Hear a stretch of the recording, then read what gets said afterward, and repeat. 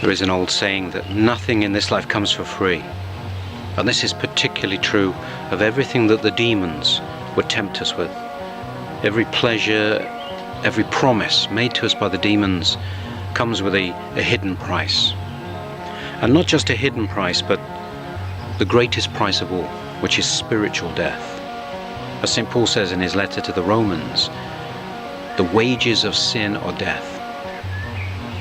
The demons have been practicing, learning for thousands of years the art of deception. Their skills in deception are extraordinarily developed. They look for our weaknesses and exploit them. Not just weaknesses of behavior and action, but especially weakness of thought.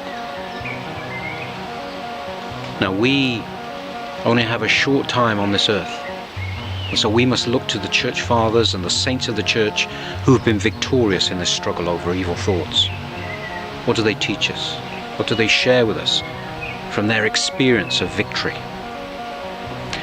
And we need it more than ever, because we know that mental ill health has reached a level never seen before in the world, especially amongst young people.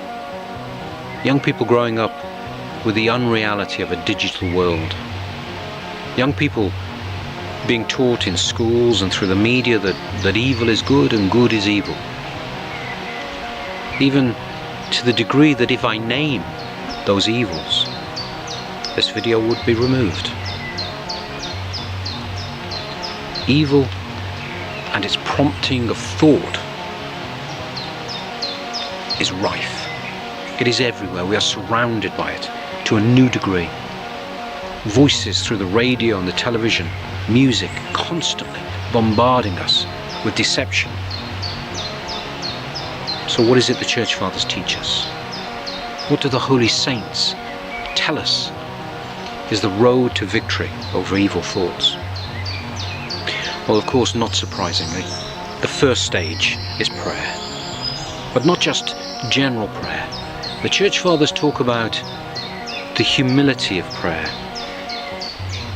Victory over evil thoughts has a foundation in standing before God and acknowledging our weakness.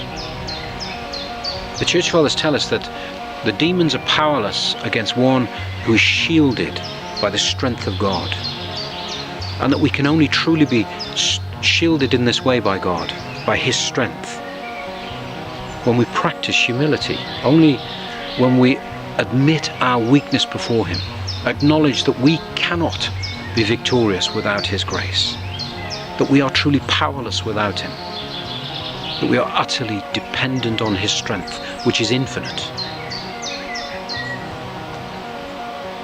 And of course, so often Christ commands us to love, to forgive. It is the central teaching of our Christian faith. But the Church Fathers also tell us, they warn us, yes, we must love each other and we must love God. But we must learn to hate sin and the author of sin, ultimately, which is Satan. We must hate Satan, learn to despise Satan, as he is the enemy of Christ. He is also our enemy. He would not only deceive us, but he would drag us to hell with him on Judgment Day. He hates us. He works against us, works against our salvation. And if we allow him to lead us just a little to the left or right, all may be lost. Hate sin, hate Satan. Despise everything that he offers to us. The world, the flesh, the devil. Reject it all.